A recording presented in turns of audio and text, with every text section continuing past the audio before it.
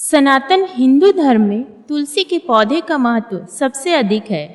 इसकी सबसे पहले पूजा भगवान विष्णु जी ने की थी। श्री हरि कहते हैं, जिस प्रकार देवी लक्ष्मी से वैकुंठ को ऐश्वर्य प्राप्त है, उसी प्रकार वैकुंठ में तुलसी के कारण ही पवित्रता प्राप्त है। पृथ्वी लोक पर जिस स्थान पर भी तुलसी का पौधा होगा, उस स्थान पर कभी बुराई का वास नहीं होगा। ऐसा स्थान सबसे अधिक पवित्र होगा। इसी कारण से हमें हमारे घर में तुलसी का पौधा अवश्य ही लगाना चाहिए। तुलसी के पास दीपक जलाने से क्या होता है, आइए जानते हैं इस प्राचीन महान कथा के माध्यम से, जो भगवान श्री कृष्ण ने देवी सत्यभामा को सुनाई है। दोस्तों, एक समय की बात है, देवी सत्यभामा भगवान श्री कृष्ण के पास आकर उनसे पूछने लगी, हे स्वामी, आपने मुझे तुलसी के पौधे को जल देने का महात्म्य सुना दिया है, लेकिन तुलसी के पास दीपक जलाने का क्या महात्म्य है? रोज शाम को तुलसी के पास दीपक क्यों जलाया जाता है? इससे मनुष्य को कौन सा फल प्राप्त होता है? तुलसी के पास दीपक जलाने की विधि क्या है तथा दीपक लगाते समय कौन से मंत्र का उच्चारण करना चाहिए? कृपया आप मुझे विस्तार से बताइए। भगवान श्री कृष्ण कहते हैं, देवी, आज तुमने समस्त संसार के कल्याण की भावना से बहुत ही उत्तम प्रश्न किया है। तुम्हारे इस प्रश्न का उत्तर देने से पूर्व मैं तुम्हें एक प्राचीन इतिहास सुनाता हूँ, जिससे तुम्हें तुम्हारे सभी प्रश्नों के उत्तर मिल जाएंगे। शाम को तुलसी के पास दीपक जलाने से जो फल मिलता है, उसी का वर्णन मैं इस कथा में करूंगा, इसीलिए तुम इस कथा को ध्यान पूर्वक सुनना। इस कथा को ध्यान से पूरा सुनने मात्र से ही मनुष्य को 100 वर्षों तक तुलसी के पास दीपक जलाने का पुण्य प्राप्त होता है। देवी सत्यभामा कहती है, हे प्रभु, मैं कथा को सुनने के लिए उत्सुक हूँ। कृपया आप इस कथा को मुझे सुनाइए, मैं इस कथा को ध्यान पूर्वक सुनूंगी। तब भगवान श्री कृष्ण देवी सत्यभामा की वह कथा सुनाने लगते हैं। देवी, पूर्व काल की बात है, दक्षिण दिशा में तुंगभद्रा नाम की एक बहुत बड़ी नदी है। उसी नदी के किनारे हरिहरपुर नाम का एक अत्यंत सुंदर नगर बसा हुआ। उसी नगर में हरि दीक्षित नाम के एक ब्राह्मण निवास करते थे। वे अत्यंत गुणवान, चरित्रवान, धर्म कार्य करने वाले तथा वेदों के मार्ग पर चलने वाले थे। उन्होंने समस्त शास्त्रों का अध्ययन किया हुआ था। उसी ब्राह्मण की एक पत्नी थी, जिसे लोग दुराचार कहकर पुकारते थे, क्योंकि उसके कर्म ही उसके नाम के अनुसार थे। वह सदैव ही अपने पति को अपमानित करती थी, अपने पति के लिए कुवाच्य कहती थी, पति को भयंकर दुख देती थी, पति के लिए कभी भोजन नहीं बनाती थी। उसने अपने पति के साथ कभी शयन नहीं किया, कभी उसके साथ प्रेम व्यवहार से नहीं किया। पति के मित्र और परिवार के लोग घर पर आते तो वह स्त्री उनको अपमानित करके भगा देती थी और स्वयं काम भाव से उन्मत्त होकर निरंतर अन्य व्यभिचारिणी स्त्रियों के साथ घूमती रहती थी। उसका मन पति को छोड़कर पराये पुरुषों में लगा रहता था। उसने कभी अपने पति से प्रेम पूर्वक बात नहीं की, किंतु पराये सुंदर पुरुषों के संग बैठकर बातें करती थी। पराये पुरुषों को मोहित करने के लिए सज धज कर गांव में घूमने जाया करती थी। कभी वह वन में किसी वृक्ष के नीचे खड़ी रहकर सुंदर पुरुषों की राह देखती और किसी दुष्ट पुरुष को मोहित करके उसके संग भोग विलास किया करती थी। एक दिन हरि दीक्षित ने अपनी पत्नी से कहा, हे भद्रे, तुम्हारा यह आचरण उचित नहीं है। इस प्रकार से पाप करने पर तुम्हारा अहित ही होगा, इसलिए तुम अभी से यह सब बुरे काम करना छोड़ दो। तुम्हारे इस प्रकार के व्यवहार से मुझे बड़ा दुख हो रहा है। तब उस दुराचार स्त्री ने कहा, ना जाने किस पाप के कारण मेरा तुझ जैसे भीख मंगे के साथ विवाह हुआ है। लगता है पिछले जन्म में मैंने पाप ही किए होंगे, इसी कारण से मुझे ऐसा गरीब पति मिला है। तू मेरी कोई भी इच्छा पूर्ण नहीं कर सकता। मुझे व्यवस्था के कारण तेरी झोपड़ी में रहना पड़ता है, भिक्षा मिलाया हुआ भोजन खाना पड़ता है। अब और अधिक मैं इस कष्ट को सहन नहीं करने वाली। किसी दिन मैं तुझे छोड़कर अवश्य चली जाऊंगी। तेरे साथ रहूंगी तो इस जन्म में भी मेरा द्वार पाप ही होंगे, इसलिए अब मैं किसी अन्य धनवान पुरुष से विवाह करूंगी। हरि दीक्षित ने अपनी पत्नी से कहा, हे प्रिय, तुम इस प्रकार के अपशब्द ना कहो। इस प्रकार से अपने पति को त्यागने का विचार मन से छोड़ दो। जो स्त्री अपने पति का त्याग कर पराये पुरुष के पास जाती है, उसका अहित ही होता है, उसे नरक में जाना पड़ता है। उस दुराचारी पत्नी ने कहा, नरक में तुम्हें जाना पड़ेगा, क्योंकि तुम कोई काम धंधा तो करते नहीं, भीख मांग कर खाते हो और मुझे भी झूठे खिलाते हो। पत्नी को दुखी और असंतुष्ट रखने वाला पति भी नरक में ही जाता है, और तुम्हारा घर कोई नरक की सजा से कम नहीं है। तुम्हारे साथ इस घर में रहने से अच्छा है मैं नरक में जाकर रहूं। इस प्रकार उस हरि दीक्षित की पत्नी ने अनेक प्रकार के कटु वचनों से अपने पति का अनादर किया और उसे अपमानित किया। श्री कृष्ण कहते हैं कि हे देवी, जो स्त्री अपने पति का अनादर करती है, जो अपने पति का अपमान करती है और उसके घर में दुर्भाग्य ही आता है। पति को छोड़कर पराये पुरुष के पास जाने वाली स्त्री को नरक में दंड अवश्य ही भोगना पड़ता है। अब आगे सुनो उस दुराचार स्त्री के साथ क्या होता है। एक दिन वह दुराचार स्त्री वन में जाकर एक वृक्ष के नीचे खड़ी हो गई। उसका चित्त काम से भरा हुआ था। वह किसी सुंदर कामी पुरुष की राह देख रही थी, किंतु बहुत समय बीतने के बाद भी उस स्थान पर कोई पुरुष नहीं आया। इसलिए वह अत्यंत दुखी हो गई और प्रियतम की खोज में इधर उधर देखने लगी। उस दिन उसका सारा परिश्रम व्यर्थ हो गया। वह खड़ा होकर वह नाना प्रकार की बातें कहकर विलाप करने लगी। हाय हाय, आज तो इस मार्ग से कोई भी सुंदर पुरुष नहीं आया। अब मैं कैसे अपनी काम शांति करूं? आज की रात कैसे बीतेगी? कौन मेरे इस सुंदर शरीर का उपभोग करेगा? मेरी जवानी और सुंदरता तो अकारण ही नष्ट हो रही है। कोई भी सुंदर शरीर को पाने की कामना नहीं करता। अब मैं क्या कहाँ जाऊं? कौन मुझे अपनाए? कौन मेरे साथ भोग विलास करेगा? मेरा पति तो मूर्ख है, किंतु अब ऐसा लगता है कि संसार ही मूर्ख पुरुषों से भरा पड़ा है। कोई भी इतनी सुंदर स्त्री को पाने की कामना नहीं कर रहा है। मैं तो इतनी सुंदर हूँ कि देवता भी मुझे पाने की इच्छा करेंगे, लेकिन यह संसार तो पापी और तुच्छ पुरुषों से भरा पड़ा है। जो मुझे अप्सरा जैसी सुंदर स्त्री को दुर्लक्ष्य कर रहा है। भगवान, कोई सुंदर बलवान और पराक्रमी नर हो तो उसे मेरे पास भेजिए। चाहे वह मेरा भक्षण भी कर लेगा तो भी मैं प्रसन्नता से उसका आलिंगन कर लूंगी। भगवान श्री कृष्ण कहते हैं, हे देवी, इस प्रकार से वह स्त्री जोर जोर से विलाप करने लगी। उसी जंगल में एक भयानक बाघ निवास करता था। उस पापिनी स्त्री की आवाज सुनकर वह जाग गया और उछल कर उस स्त्री का भक्षण करने के लिए उसके पास आ गया। उस बाघ का नाम था ध्वंस। ध्वंस का रूप अत्यंत भयानक था। उसका शरीर काले और नारंगी धारियों से युक्त था, जो जंगल की छाया में घुल मिल जाता था। उसकी आंखें अंगारे की तरह लाल थी, जो अंधेरे में भी चमकती थी। उसके जबड़े से लंबे तीक्ष्ण दांत बाहर निकले हुए थे, जो किसी भी जीव को चीरने के लिए पर्याप्त थे। उसकी गहरी गर्जना पूरे वन में गूंजती थी, जिससे आसपास के जीव कांप उठते थे। ध्वंस की लंबी मजबूत पूंछ उसकी ताकत का प्रतीक थी। वह अपनी मांसल बलिष्ठ टांगों से जंगल में तेजी से दौड़ सकता था। ध्वंस का पूरा शरीर शक्तिशाली मांसपेशियों से भरा हुआ था, जिससे वह एक ही झपट्टा में अपने शिकार को धराशायी कर सकता था। उसकी नाक से बार बार गर्म सांसें निकलती, मानो वह हर पल अपने अगले शिकार के तलाश में। ध्वंस का एकमात्र लक्ष्य उन पापी और दुराचारी लोगों का भक्षण करना था, जिन्हें उसकी नियति ने उनसे सौंपा था। उस भयंकर बाघ को अपने सामने खड़ा हुआ देखकर उस स्त्री के पसीने छूटने लगे। वह भय से थरथर कांपने लगी। वह स्त्री कुछ करती इतने में ही उस बाघ ने अपने पंजे से उसे घायल कर दिया और वह स्त्री जमीन पर गिर पड़ी। जमीन पर गिरते ही वह स्त्री चिल्लाते हुए बोली, अरे बाघ, तू किस लिए यहाँ पर आया है? मुझे क्यों मारा है? मैं यहाँ पर अपने प्रियतम की खोज में आई हूँ। मुझे छोड़ दो। मेरा भक्षण करके तुझे क्या मिलेगा? उस स्त्री की यह बात सुनकर वह भयानक बाघ क्षण भर के लिए रुक गया और हंसते हुए बोला, हे दुष्टा, आज विधाता ने तुझे मेरा ग्रास नियुक्त किया है। तुझ जैसी पापिनी स्त्रियों का भक्षण करना ही मेरा काम है, तभी मुझे इस शरीर से मुक्ति मिलेगी। वह स्त्री कहने लगी, हे बाघ, तुम कौन हो? मुझे सच सच बताओ, तुम्हें किस कारण से बाघ होना पड़ा और तुम मुझ जैसी स्त्रियों का भक्षण क्यों करना चाहते हो? पहले मुझे सारी बात बताओ और फिर मेरा भक्षण करो। फिर ध्वंस नाम का बाघ कहने लगा कि हे पापिनी, मैं तुम्हें मेरे पूर्व जन्म का वृत्तांत सुनाता हूँ, किस कारण से मुझे बाघ होना पड़ा।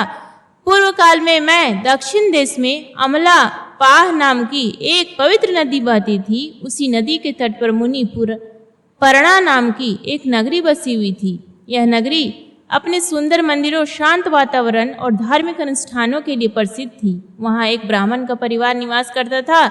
मैं उस परिवार में जन्मा था। मेरा नाम वेदानंद था। मेरे पिता एक आदर्श ब्राह्मण थे, जो यज्ञ, हवन और धार्मिक अनुष्ठानों का पालन करते थे। उस बाघ ने आगे कहा, हे स्त्री, मैंने अपनी किशोरावस्था में वेदों का अध्ययन किया और यज्ञ आदि धार्मिक कार्यों में पारंगत हो गया, लेकिन जैसे जैसे मैं बड़ा हुआ मेरे मन में धन का लोभ बढ़ता गया। अनेक यज्ञों का आयोजन किया, लेकिन वे यज्ञ धार्मिक उद्देश्य से नहीं बल्कि धन संचय करने के उद्देश्य से मैं यज्ञ कर रहा था। मैं पापियों के साथ रहता था और उसके साथ भोजन करता था। मैंने धन के लोभ में उनके अन्य कार्यों का समर्थन भी किया। धर्म के मार्ग भटकते हुए मैंने उन वस्तुओं का भी दान किया जिन्हें ब्राह्मण नहीं लेना चाहिए था। मेरा मन इतना लोभ हो गया था कि मैं बहाने दूसरों से धनता और फिर उसी वापस नहीं करता।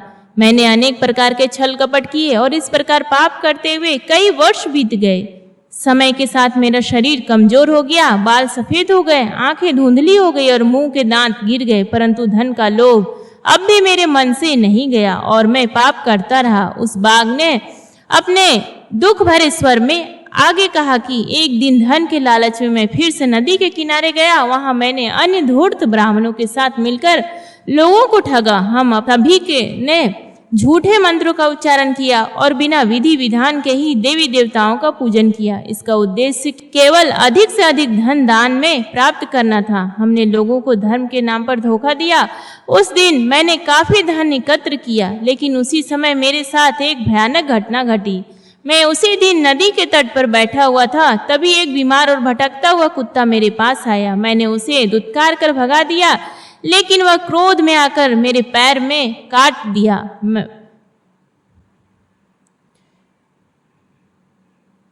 मैं मूर्छित होकर वहीं गिर पड़ा। उसी क्षण मेरे प्राण निकल गए। मेरी मृत्यु के बाद यम के 2 दूत प्रकट हुए। वे काले और भयानक रूप वाले थे और उनके हाथों में जंजीरें थी। उन्होंने मुझे पकड़ लिया और यमपुरी की ओर ले गए। यमपुरी में मुझे यमराज के सामने खड़ा कर दिया गया। यमराज ने अपने दिव्य सिंहासन से चित्रगुप्त के आदेश दिए कि वे मेरे कर्मों का लेखा जोखा प्रस्तुत करें। चित्रगुप्त ने बड़े ही गंभीर स्वर में कहा, हे धर्मराज, यह ब्राह्मण जिसका नाम वेदानंद था ने अपने जीवन में घोर पाप किए हैं। इसने धर्म के नाम पर लोगों को ठगा, झूठे मंत्रों का उच्चारण कर यज्ञ किए और भगवान का अपमान किया। यह धन के लालच में धर्म से दूर हो गया। इसने कभी भी धर्म का पालन नहीं किया, इसीलिए यह पापी ब्राह्मण नरक जाने के योग्य है। फिर यमराज ने अपने दूतों को आदेश दिया, इस पापी को नरक की अग्नि में डाल दो।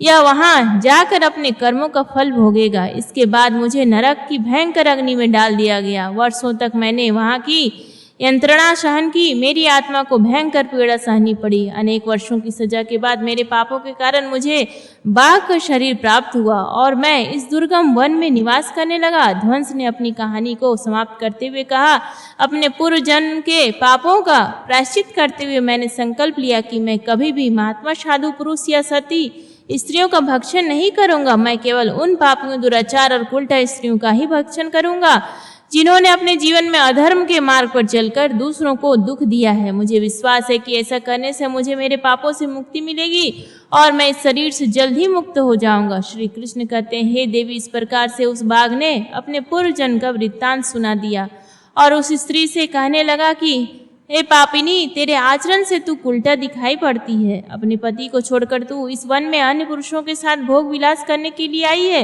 इसलिए आज तू मेरा ग्रास अवश्य बनेगी। इतना कहकर उस बाघ ने अपने तीक्ष्ण नाखों से उस पापी स्त्री को मारकर उसे खा लिया और फिर वह बाघ उस स्थान से चला गया। उस स्त्री की मृत्यु के बाद उस स्थान पर यम के 2 दूत प्रकट हुए और उस पापिनी स्त्री को उठाकर संयमनीपुरी में ले गए। वहां पर उसे यमराज के सामने खड़ा कर दिया गया।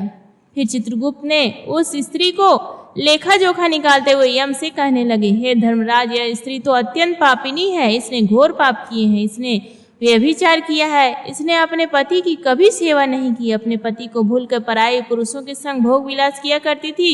उसके पापों को सुनकर यमराज अत्यंत क्रोधित हो गए और उन्होंने उस स्त्री को अग्नि से भरे हुए कुंडों में डालने का आदेश दिया। यमराज के आदेश को सुनकर वह स्त्री अत्यंत भयभीत हो गई और फिर वह दुराचार स्त्री यमराज से कहने लगी, हे धर्मराज, कृपया मुझे मेरे पापों के लिए क्षमा करें।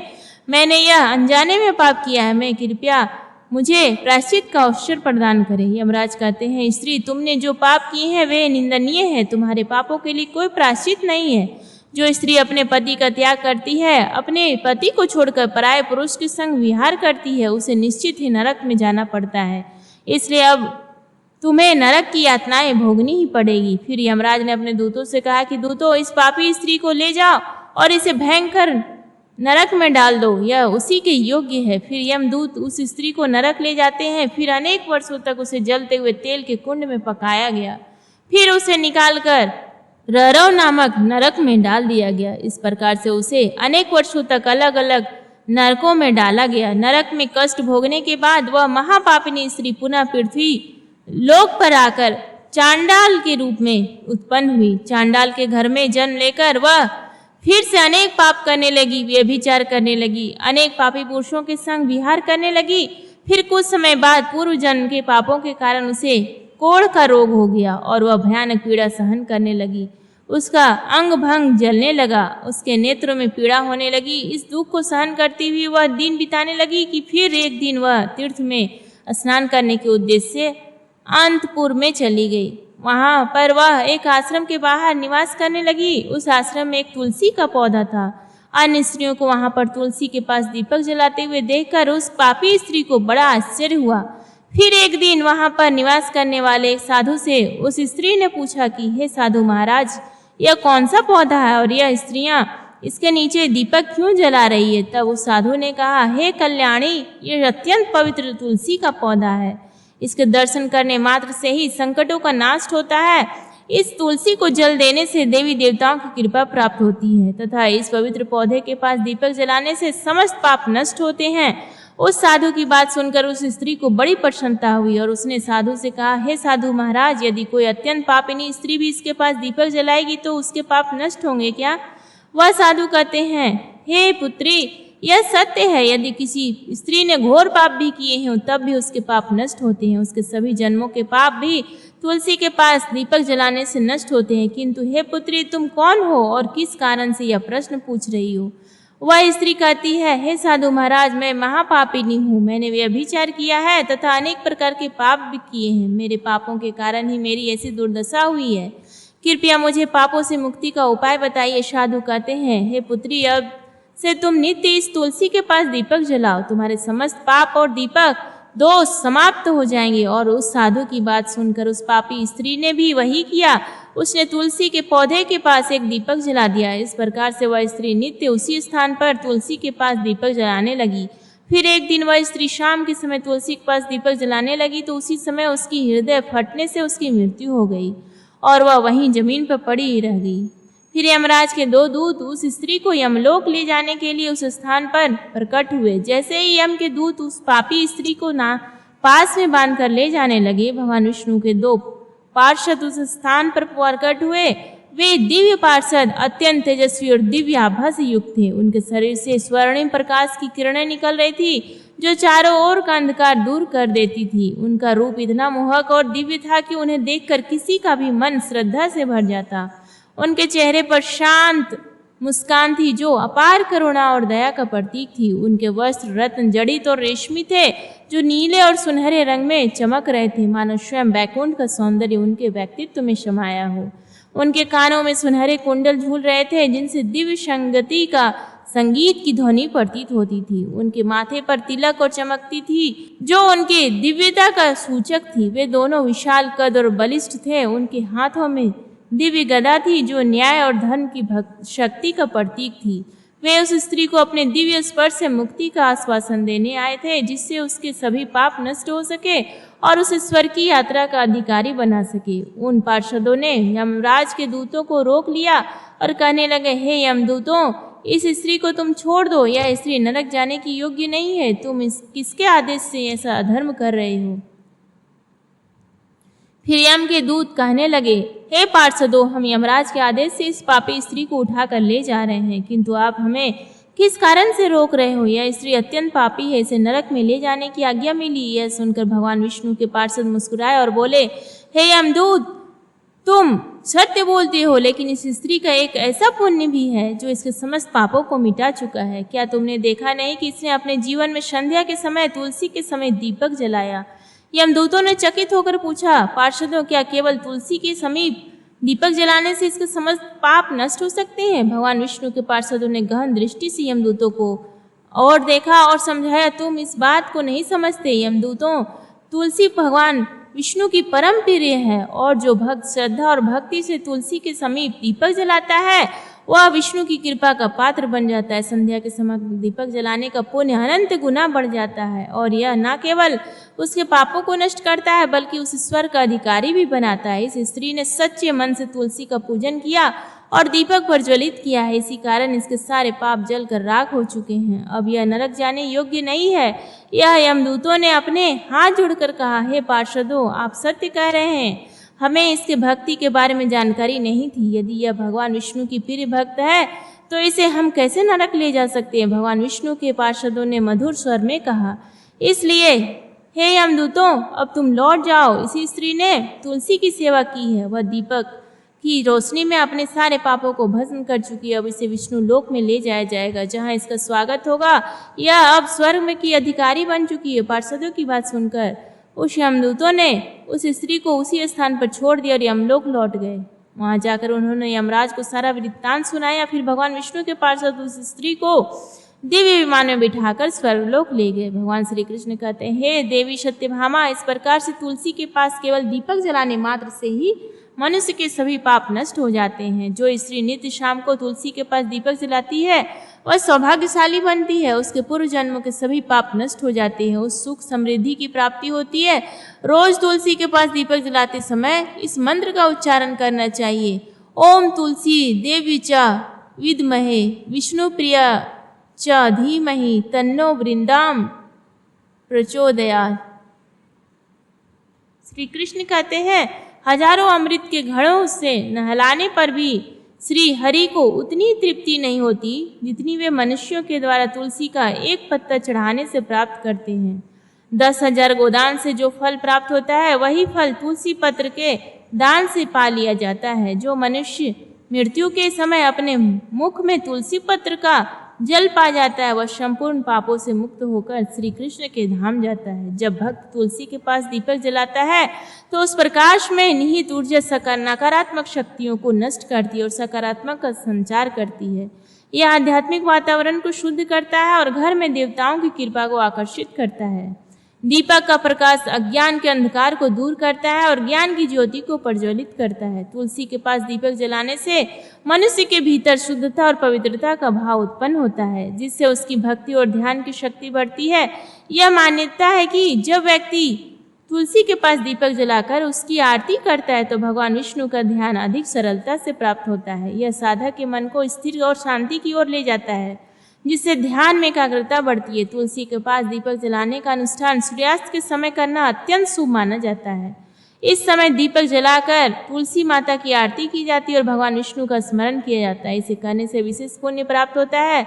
प्रतिदिन संध्या समय में तुलसी के पास दीपक जलाते समय ओम नमो भगवती वासुदेवाय नमः मंत्र का जाप करना चाहिए। यह मंत्र घर की नकारात्मक को दूर करता है और भगवान विष्णु की कृपा प्राप्त करता है। तुलसी के पास घी या तिल के तेल का दीपक जलाना शुभ माना गया है। घी का दीपक अधिक पवित्र माना जाता है, लेकिन यदि संभव ना हो तो तिल के तेल को दीपक भी जलाया जा सकता है। तिल के तेल का दीपक नकारात्मक ऊर्जा को दूर करने में सहायक होता है, ऐसा कहा गया है। जो भक्त प्रतिदिन तुलसी के पास दीपक जलाता है उस 7 जन्मों तक पुण्य मिलता है और वह कभी भी दरिद्रता का सामना नहीं करता।